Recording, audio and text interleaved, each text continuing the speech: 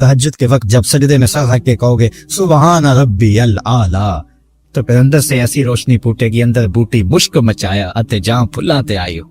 फिर कैफियत नसीब होंगी, फिर मन में चढ़ा होगा आओ अपने आप को मालिक की चौखट पे ले जाओ, उसकी दहलीज पे ले जाओ। हमारे बुजुर्ग फरमाया करते थे सोने से कबल 5 उंगलियां भी गिन लिया करो, 5 नमाजें भी गिन लिया करो। और अगर तहज्जुद नसीब हो जाए, कितने खुश नसीब हैं वो लोग जो सहरी का उठना पा लेते हैं। एक रिवायत में आता जब सहरी के लम्हे होते हैं तो शौहर उठता है और अपनी बीवी को भी झंझोड़ता है, लेकिन नींद के गलबे की वजह से वो उठ नहीं पाती। खैर ये चला जाता है, वुजू करता है, वापस आते हुए चुल्लू में थोड़ा सा पानी ले आता है और अपनी बीवी के ऊपर छिड़क देता है, तो वो भी उठ जाती है और ये मुसल्ला बिछा के नमाज पढ़ने लग जाता है, अल्लाह के हुजूर सजदा रेज़ियां करता है।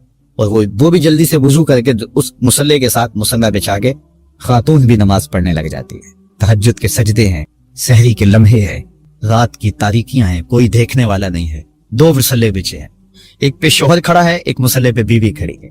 रब की दहलीज का नौकर और उसकी चौखट की बादी दोनों सजदा रेज। हदीस में आता है जब ये सजदे कर रहे होते हैं अल्लाह देख के मुस्कुरा रहा होता है, अपनी शान के मुताबिक मुस्कुरा रहा होता है कि देखो मेरा बंदा और मेरी बंदी मेरे लिए सजदे कर रहे हैं। फिर कितनी रहमतें बरसती हैं, कितनी करम नवाजियां होती हैं। जरा अपनी सहरियों का आगाज सजदों से करो, फिर आपको किसी बाबे के पास नहीं जाना पड़ेगा कि जिन आ गया, भूत आ गया, हमारे घर में साया हो गया, बदरूहों का असर हो गया, किसी ने तावीज डाल दिए, जादू कर दिया, टूना कर दिया। तहज्जुद के सजदों से अपने मुसल्लों को आबाद तो करके देखो, तुम्हारे घर पे छम छम रहमतों का नज़ूल होगा, करम नवाजियां उतरेंगी तुम्हारे घर के अंदर, नवार बरसेंगे। आओ उसकी चौखट पे आओ, उसकी करम नवाजियों के रंग देखो कि वो कितने करम नवाजियां करता है। फिर रिज़्क़ के दरवाजे भी खुलेंगे तुम्हारे लिए, रहमतों के दरवाजे भी खुलेंगे, सुकून और तमानियत के दरवाजे भी खुलेंगे, अंदर से रोशनी फूटेगी। तो कहा हर जान ये देखे उसने आने वाले कल के लिए आगे क्या भेजा है। फिर कहा वत्तकुल्लाह, और अल्लाह से डर जाओ। फिर दोबारा वही तलकीन की। फिर इरशाद फरमा इन्नल्लाह खबीरुम बिमा तामलून, जो तुम करते हो तुम्हारा रब उससे बाखबर है, तुम उसकी निगाहों से पोशीदा नहीं हो। आज कहीं लिखा होता है ना खबरदार कैमरे की आंख देख रही है, तो लोग सीधे होकर बैठ जाते हैं। कैमरे की आंख देख रही है, कैमरे की तो लाइट भी बंद हो सकती है, उसका सिस्टम खराब भी हो सकता है, लेकिन जो रब के कैमरे लगे हैं वो सिस्टम कभी खराब नहीं होता। कैमरे की एक रेंज है, उससे आगे नहीं देख पाता, लेकिन मालिक की शान के अरा ज़बीबन नमलतिस सौदा, काली रात के अंधेरे में, काले पहाड़ों के सिलसिले में, गहरी गार के अंदर चींटियों के अमीक सुराख में जब चींटी चलती है तो उसके नन्हे महीन कदमों से सीना संग के ऊपर जो वहमी और गमानी लकीर बनती है, तुम्हारा रब उसको यूं देखता है जिस तरह दीवारें चीन को देखता है। उसकी नजरों से क्या हमारी खलवतें पोशीदा हैं, हमारे आमाल पोशीदा हैं, क्या उसकी नजरों से हमारे ख्याल पोशीदा हैं। दरवाजा मुकफ्फल करके अगर हम गुनाह करेंगे तो क्या मालिक से पोशीदा होंगे? लोगों से तो पोशीदा है, लेकिन मालिक से पोशीदा नहीं है। ये यकीदा जम जाए तो बंद कोठरी में भी जुर्म नहीं हो सकता। आप देखते नहीं हैं कि जब दरवाजे मुकफ्फल करके बुत के ऊपर भी मोटा खेस डाल के जुलेखा बोली है तलक यूसुफ अब तो आ जाओ, अब तो कोई नहीं देख रहा, तो जनाब यूसुफ ने कहा काला माअज़ल्लाह, मैं अल्लाह की पनाह में आता हूँ। तू अपने इस बेजान बुत और मुजस्मे से भी हया करती है, और इसके ऊपर भी जो देख नहीं सकता पर्दा डाल लिया है, और मैं उससे हया न करूं जो 7वीं कोठरी में भी देखता है।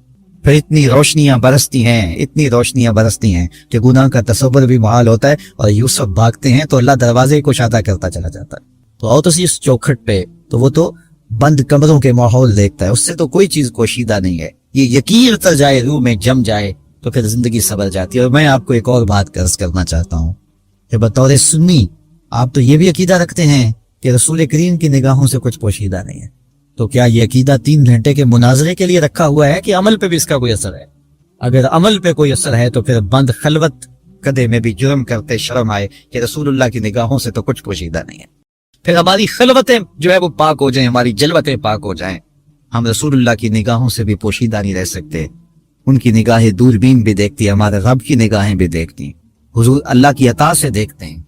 तो जब ये अकीदे जम जाएंगे, रूह में उतर जाएंगे, तो जिंदगी में नज़म पैदा हो जाएगा। जहां कोई सिक्योरिटी नहीं पहुंचती, कोई अकीदा नहीं पहुंचता, कोई जो है वो कैमरा नहीं पहुंचता, वहां ये अकीदा पहुंचता है इन्नल्लाह खबीरुम बिमा तामलून, जो तुम करते हो तुम्हारा रब उससे बाखबर है। अल्लाह ताला जल्ला शानहू ने उस शख्स की कहानी को बयान किया है जो कयामत के दिन जहन्नम की तरफ जा रहा होगा। कुछ लोग उसे पूछेंगे मा सलककुम फी सकर, क्या तुम जहन्नम में क्यों जा रहे हो? तो वो जवाब में कहेगा लम नकु मिनल मुसल्लीन, کہ ہم نماز نہیں پڑھا کرتے تھے۔ آج جہنم میں جانے کا سبب نماز نہ پڑھنا ہے۔ پنجگانہ نماز ہر عاقل بالغ مرد اور عورت پر فرض کی گئی ہے، اور قرآن مجید میں مختلف صیغوں سے 700 سے زائد مرتبہ اس کی تاکید ارشاد فرمائی گئی۔ سینکڑوں احادیث نماز کی تاکید، فضائل، ادا کرنے کی ترغیب اور نہ پڑھنے پر ترہیب میں وارد ہیں۔ اگر کوئی شخص نماز کا انکار کرتا ہے تو وہ دائرہ اسلام سے خارج ہے، لیکن اگر کوئی سستی کی وجہ سے نماز نہیں پڑھتا، صرف سستی کی وجہ سے نہیں پڑھتا، اللہ کا حکم جانتا ہے، اس کو کہا جائے آؤ نماز کو، تو وہ آگے سے مذاق نہیں کرتا یا نماز کا تمسخر یا استحقار نہیں کرتا، بلکہ بس اپنی سستی کی وجہ سے مسجد میں نہیں آتا۔ جو نماز کو ہلکا جانے، خفیف جانے، وہ بھی دائرہ اسلام سے خارج ہے اور کافر ہے۔ لیکن جو شخص اس کو اللہ کا حکم جانتا ہے اور اس کو پڑھنا اپنے اوپر ضروری سمجھتا ہے لیکن سستی کی وجہ سے پڑھ نہیں سکتا، تو اس کے بارے میں علماء کی آراء مختلف ہیں۔ حضرت امام اسحاق اور حضرت امام احمد رضی اللہ تعالی عنہما آپ تو فرماتے ہیں کہ ایسا شخص کافر ہے اور اس کو قتل کرنا واجب ہے۔ حضرت امام مالک کا قول ہے کہ، اور امام شافعی کا بھی یہی قول ہے، وہ بھی کہتے ہیں کہ اس کو قتل کیا جائے گا اور بطور حد قتل کیا جائے گا۔ حضرت امام اعظم امام ابو حنیفہ علیہ رحمہ آپ فرماتے ہیں کہ بے نمازی کو قتل نہیں کیا جائے گا بلکہ اس پر تعزیر نافذ ہوگی۔ یہ حاکم وقت کی ثوابدید پر ہے کہ وہ اس پر کیا سزا دیتا ہے، اور فرمایا اس کو ساتھ قید کیا جائے گا اور توبہ کے لیے اس کو زور دیا جائے گا۔ اگر وہ توبہ کر لے تو اس کو قید سے باہر نکال لیا جائے گا، ورنہ اس کو قید رکھا جائے گا۔ صحابہ کہتے ہیں ہم کسی عمل کے تارک کو کافر نہیں سمجھتے تھے سوائے نماز کے تارک کے، اور آقا کریم علیہ السلام کا ایک فرمان ہے من ترک الصلاۃ متعمدا فقد کفر جہارا، جس نے جان بوجھ کے نماز چھوڑی اس نے اعلانیہ کفر کیا۔ امام اعظم امام ابو حنیفہ علیہ رحمہ وہ فرماتے ہیں کہ یہ حدیث محل ترہیب میں ہے، گویا اس نے کافروں والا کام کیا، اس لیے آپ یہ فتویٰ دیتے ہیں کہ اس کو قید کیا جائے گا اور نماز کی پابندی کا زور دیا جائے گا، اور وہ توبہ کرے تو اس کو چھوڑ دیا جائے گا۔ لیکن باقی ائمہ بعض کہتے ہیں اس کو حداً قتل کیا جائے، اور امام اسحاق اور امام احمد کہتے ہیں اس کو قتل کرنا واجب ہے۔ تو بے نمازی جو اللہ کے حکم کی پابندی سستی کی وجہ سے نہیں کرتا، یہ اس کے لیے حکم ہے۔ جو شخص تحقیر کرتا ہے نماز کی، ہلکا جانتا ہے، تمسخر اڑاتا ہے یا اس کا انکار کرتا ہے، تو اس کے بارے میں علماء کے اندر کوئی اختلاف نہیں ہے، وہ ائمہ اربعہ کے نزدیک کافر ہے، دائرہ اسلام سے خارج ہے، مرتد ہے۔ لیکن سستی کی وجہ سے نماز نہ پڑھنے والا، اس کے بارے میں علماء کا یہ موقف ہے۔ حضرت غوث اعظم الشیخ سید عبد القادر جیلانی علیہ رحمہ آپ فرماتے ہیں کہ بے نمازی کو مسلمانوں کے قبرستان میں دفن نہ کر۔ حضرت سلطان باہو علیہ رحمہ آپ کا قول ہے کہ بے نمازی سے خنزیر بھی پناہ مانگتا ہے۔ حضرت شیخ سعدی شرازی فرماتے ہیں بے نمازی کو قرض نہ دو، جو اللہ کا قرضہ ادا نہیں کرتا تمہارا قرض کیسے لٹائے گا۔ اب آئیے ہم حضور علیہ السلام کے فرامین دیکھتے ہیں اس حوالے سے۔ حضرت جابر بن عبداللہ انصاری رضی اللہ تعالی عنہ سے مروی ایک روایت جس کو امام ابو داؤد نے روایت کیا، امام نسائی نے روایت کیا، دیگر محدثین نے روایت۔ آقا کریم نے ارشاد فرمایا بین الرجل و بین الکفر ترک الصلاۃ، آدمی اور کفر کے درمیان ترک صلاۃ ہے، یعنی بندہ مومن اور بندہ کافر کے درمیان ترک صلاۃ ہے۔ جو نماز پڑھتا ہے وہ مومن ہے، اور جو نماز نہیں پڑھتا تو وہ کافروں والا کام کرتا ہے، یا دیگر ائمہ کے نزدیک وہ کافر ہے۔ یہ ترہیباً نہیں بلکہ یہ حکم ہے۔ نبی رحمت صلی اللہ علیہ وسلم کا ایک دوسرا فرمان ان الفاظ کے ساتھ ہے بین الرجل و بین الشرک والکفر ترک الصلاۃ، شرک و کفر اور بندہ مومن کے درمیان نماز ترک کرنا ہے۔ حضرت امام ابن ماجہ نے ان الفاظ کے ساتھ روایت کو نقل کیا ہے بین الکفر والایمان ترک الصلاۃ، ایمان اور کفر کے درمیان نماز کا ترک کرنا ہے۔ اور آقا کریم علیہ السلام کا وہ فرمان جو حضرت انس سے مروی ہے، اس کو طبرانی نے اپنی موجم میں لکھا، بھی آپ کے سامنے میں نے رکھا، کہ حضور نے فرمایا من ترک الصلاۃ متعمدا فقد کفر جہارا، جس نے جان بوجھ کے نماز چھوڑی اس نے اعلانیہ کفر کیا۔ ابو ہریرہ رضی اللہ تعالی عنہ سے ایک روایت ہے کہ وہ فرماتے ہیں لا سہم فی الاسلام لمن لا صلاۃ ولا صلاۃ لمن لا وضوء لہ، اس شخص کا اسلام میں کوئی حصہ نہیں ہے جو نماز نہیں پڑھتا، اور اس شخص کا نماز میں کوئی حصہ نہیں ہے جو وضو نہیں کرتا۔ وضو کے بغیر نماز نہیں ہوتی اور نماز کے بغیر اسلام نہیں ہوتا۔ اور اسی روایت کو بالفاظ دیگر حضرت عبداللہ ابن عمر رضی اللہ تعالی عنہ نے حضور سے یوں روایت کیا ہے، طبرانی نے اپنی معجم میں اس کو لکھا، لا ایمان لمن لا امانتہ ولا صلاۃ لمن لا طہور لہ ولا دین لمن لا صلاۃ لہ۔ حضور فرمایا کہ اس شخص کا ایمان نہیں جس میں امانت نہیں، اور اس شخص کی نماز نہیں جس کو پاکیزگی حاصل نہیں، اور اس شخص کا دین نہیں جس کو نماز نصیب نہیں۔ حضرت امام ابن ماجہ نے اس روایت کو اپنے الفاظ کے ساتھ روایت کیا ہے۔ حضرت بریدہ رضی اللہ تعالیٰ عنہ اپنے باپ سے روایت کرتے ہیں اور وہ حضور سے روایت کرتے ہیں۔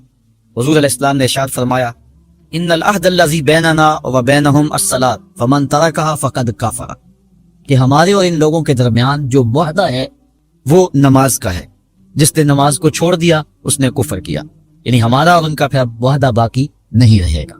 حضرت امام بخاری نے روایت نقل کی ہے، حضور نے ارشاد فرمایا، من ترک الصلاۃ العصر فقد حبط اعمالہ، جس نے عصر کی نماز چھوڑی اللہ اس کے سارے عمل برباد کر دیتا۔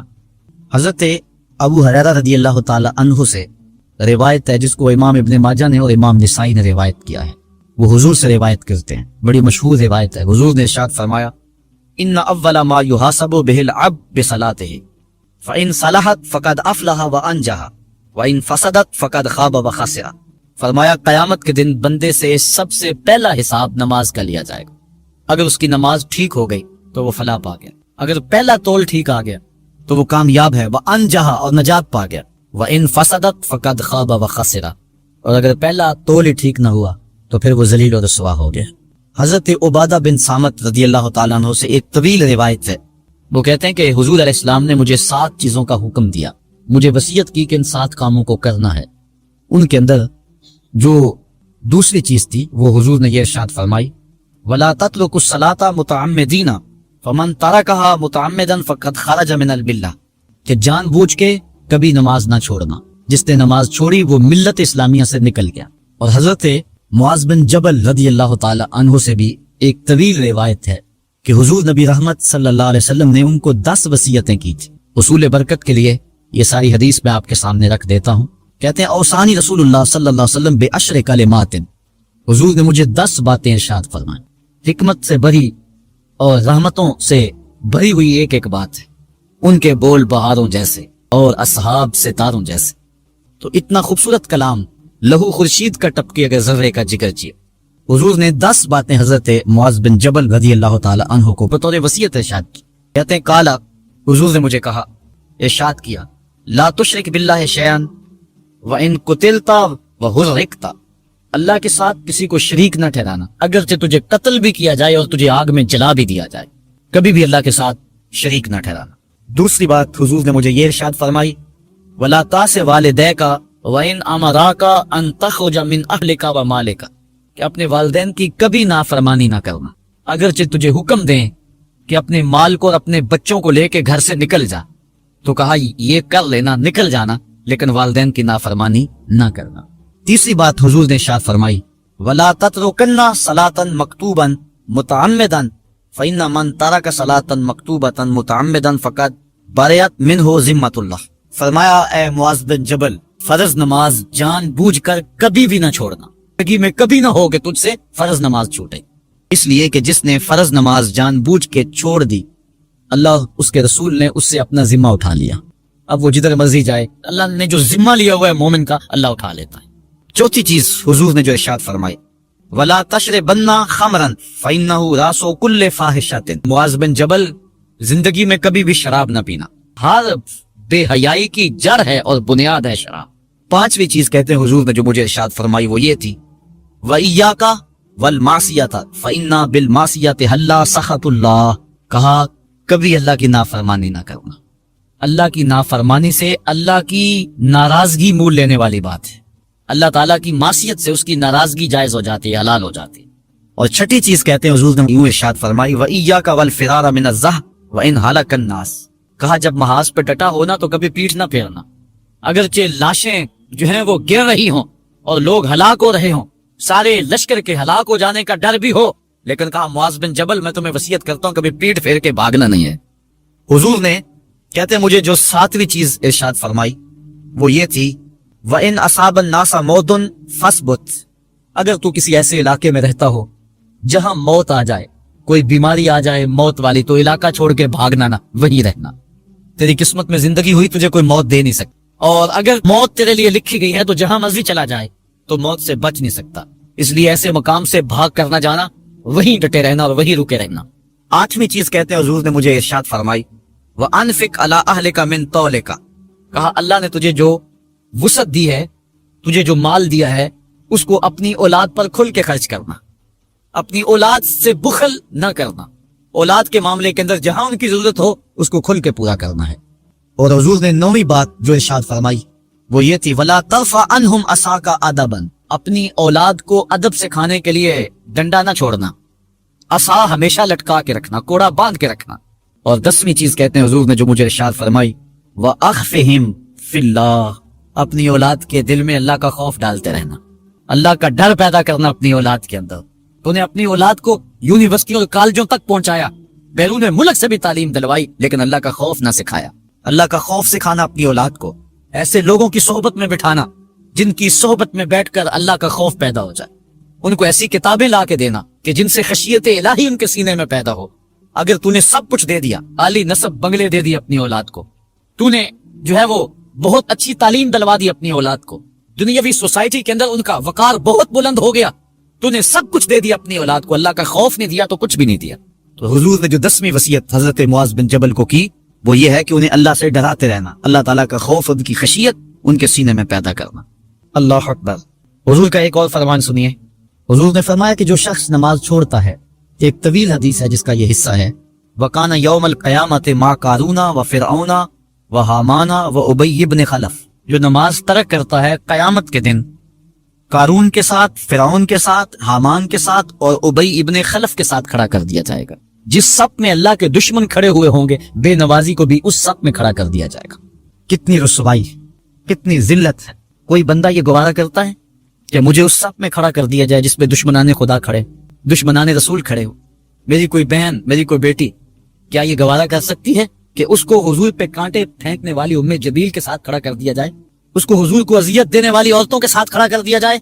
ना मेरी कोई बहन और ना कोई मेरी माँ इस बात को गवारा करती। तो जब हम ये गवारा नहीं करते तो फिर हमें अज़म करना चाहिए कि आज के बाद नमाज नहीं छोड़नी।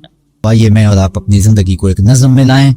जो अल्लाह ने हमें मोहलत दी, वक्त दिया, आज हमें अल्लाह ने मोहलत दी है, हमारे पास अभी जिंदगी है, सांसें चल रही हैं, तौबा का दरवाजा भी बंद नहीं हुआ, उसके चौखट उसके हुजूर आएंगे, तौबा करेंगे, वो सारे गुनाह माफ कर देगा। आइए अपनी जिंदगी को उसकी दहलीज पे ले आए। बहुत वक्त हम गुजार चुके, लेकिन जो वक्त बाकी है उसको मालिक के लिए गुजारें, एक एक सांस उसके नाम कर दें, उसके महबूब की अताअत को, फर्मा बरदारी को शियार जिंदगी बना लें। फरमाया कि उसके हुजूर इस्तिगफार करो, वो आसमान से बारिशें नाजिल करेगा, तुम्हें बेटे भी देगा, तुम्हें माल भी देगा, लहलहाते बाग भी होंगे, चलती नहरें भी होंगी, मईशत का पहिया चल जाएगा अगर तुम अल्लाह से डरने वाले बन जाओगे। तो आज हम कहते हैं ये हो फलां माहिर और फलां शख्स हो तो फिर हमारी मईशत बेहतर हो सकती है। अल्लाह ने कहा इस्तिगफार करना सीख लो, मैं तुम्हारे लिए रहमतों के दरवाजे खोल दूंगा, रहमतों के दर कुशादा कर दूंगा, पेचीदगियां खत्म हो जाएंगी, मुश्किलें आसान होने लगेंगी अगर तुम अल्लाह से डरना सीख जो, उसके हुजूर इस्तिगफार करना सीख लो। और अगर तुम ऐसा नहीं करोगे तो तुम्हारे ऊपर नीचे से अजाब नाज़िल होगा। वहुवल कादिर, वो इस बात पे कादिर है, अन यबसा अलैकुम अजाबन, कि वो तुम्हारे ऊपर अजाब नाजिल करे, तुम्हारे ऊपर से, तुम्हारे नीचे से। अल्लाह अकबर। ऊपर का अजाब क्या है कि आसमान से पत्थर बरसे, नीचे का अजाब क्या है जलजले आए, या फिर जमीन फसल देना छोड़ दे, जमीन बंजर हो जाए, ये नीचे का अजाब है। हजरत अब्दुल्ला इब्न अब्बास रज़ियल्लाहु ताला अन्हु फरमाते हैं ऊपर का अजाब यह है तुम्हारे हुक्मरान नाअहल हों, और नीचे का अजाब यह है तुम्हारी औलादे नाफरमान हो जाए। ये ऊपर और नीचे का अजाब है जिसमें तुम्हें मुब्तला कर दिया जाता है। ये कब होता है? जब तुम अल्लाह के हुक्मों के नाफरमान हो जाओ। जब चंद लोग अल्लाह के नाफरमान हो जाते हैं तो फिर उन चंद लोगों को इनफिरादी अजियतों में और मुश्किलात और पेचीदगियों में मुब्तला किया जाता है। लेकिन जब कोई कौम मिन हैसुल मजमू अल्लाह के हुक्मों को तोड़ती है और उसके हकाम से रूगर्दानी करती है तो फिर पूरी कौम को मुशक्कतों में, अजियतों में, तकलीफों में मुब्तला कर दिया जाता है। उसका इलाज क्या बताया? इस्तिगफार। हजरत नूह अलैहिस्सलाम ने जो अपनी कौम से कहा तुम्हें माल भी मिलेगा, तुम्हें दौलत भी मिलेगी, तुम्हें बेटे भी मिलेंगे, सरसब्ज جو ہے وہ باغات بھی نصیب ہوں گے، ان کی شاخیں پھلوں سے لدی ہوئی ہوں گی، چلتی ہوئی نہریں اور برستی ہوئی بارش، ساون کے نچڑتے ہوئے بادل، اور ماحول کی خنکیاں اور خوبصورتیاں اور جمال اور لہلہاتے ہوئے سبزے، اور تمہارے اوپر ہر طرح کی عنایات برسیں گی اگر تم اللہ سے ڈرنا سیکھ جاؤ گے اور اللہ کے حضور استغفار کرنا سیکھ جاؤ گے۔ تمہیں خوشحال اور خوبصورت زندگی عطا کر دی جائے گی۔ اللہ اکبر۔ لیکن اگر تم ایسا نہیں کرو گے تو تمہاری معیشت تنگ کر دی جائے گی۔ استغفار کریں، تقوی کے خوگر ہو جائیں، شکر کرنے کی عادت ڈالیں۔ جو شکر کرتے ہیں اللہ تعالیٰ ان کو اور زیادہ عطا فرماتا ہے، دنیا میں بھی اور آخرت میں بھی۔ اس طرح دوسروں کی پریشانیاں دور کریں، اللہ آپ کی پریشانیاں دور کرے گا۔ بانٹنے کا مزاج پیدا کریں، آپ کے پاس جو بھی ہے بانٹ دیں، علم ہے تو بانٹیں، خوشیاں ہیں تو بانٹیں، آپ کے پاس دولت ہے تو لوگوں کے دکھ اس دولت سے دور کرنے کی کوشش کریں۔ جب آپ بانٹنا شروع کر دیں گے تو آپ کا رب آپ کو عطا کرنا شروع کر دے گا۔ یہ بات ہو نہیں سکتی کہ انسان کی زندگی میں مشکل نہ ہو۔ جب انسان کو پیدا کیا گیا تھا، اس کا خمیر گویا گیا تھا، تو 39 دن تک اس کے خمیر پر مٹی جو گوندی گئی تھی انسان بنانے کے لیے، اس پر 39 دن دکھوں کی بارش ہوئی تھی اور ایک دن خوشیوں کا می برسا تھا۔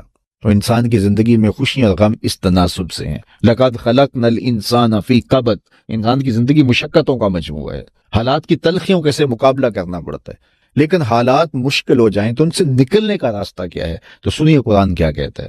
وَمَن يَتَّقِ اللَّهَ يَجْعَل لَّهُ مَخْرَجًا وَيَرْزُقْهُ مِنْ حَيْثُ لَا يَحْتَسِبُ۔ جو اللہ سے ڈرنے لگ جاتا ہے، تقوی اختیار کر لیتا ہے، تو پھر اللہ تعالیٰ جل شانہ اس کے لیے مخرج پیدا کر دیتا ہے، یعنی اس مصیبت سے نکلنے کے اللہ راستے دیتا ہے۔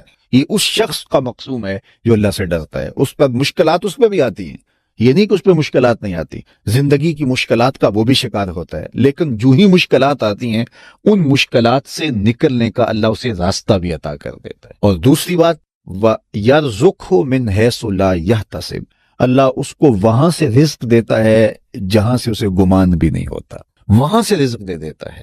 بندہ تو یہ کہتا نا کہ مجھے یہاں سے ملے گا، یہاں سے، ایک بندے کی منصوبہ بندی ہے، لیکن جو اللہ سے ڈرنے والا ہوگا اللہ اس کو وہاں سے رزق دے گا جہاں اسے گمان بھی نہیں ہوگا، خیال بھی نہیں ہوگا کہ یہ راستہ بھی حصول رزق کا ہو سکتا ہے۔ تو یہ میرے رب کا وعدہ ہے، میرے رب کے وعدے سچے ہیں۔ تو جب تم اللہ سے ڈرنے لگو گے تو یہ تخت و تاج، یہ دنیا کی عزتیں، یہ تمہارے قدموں میں ہوں گی۔ اس سے ڈرنے کا نتیجہ ہے جو تمہارا رب تمہیں عطا فرمائے گا۔ حضرت عمر رضی اللہ تعالیٰ عنہ کی خدمت میں ایک شخص آیا، اس نے کہا میرے ہاں اولاد نہیں ہے، تو آپ نے کہا استغفار پڑھا کرو۔ ایک دوسرا شخص آیا کہ صاحب بارشیں نہیں ہوتی، فرمایا استغفار پڑھا کرو۔ تیسرا شخص حاضر خدمت ہوا اور کہا کہ ہمارے ہاں قحط کا عالم ہے، فرمایا کہ استغفار پڑھا کرو۔ تو کوئی پاس بیٹھا تھا، اس کے اٹھ کے جانے کے بعد کہا کہ مختلف لوگ مختلف سوال لے کر آئے اور آپ نے ایک ہی جواب دیا کہ استغفار پڑھا کرو۔ تو کہا میں نے اپنے طرف سے تھوڑا دیا، یہ تو میرے رب کا فرمان ہے۔ کہا وہ کیسے؟ کہا سورہ نوح پڑھو، فَقُلْتُ اسْتَغْفِرُوا رَبَّكُمْ۔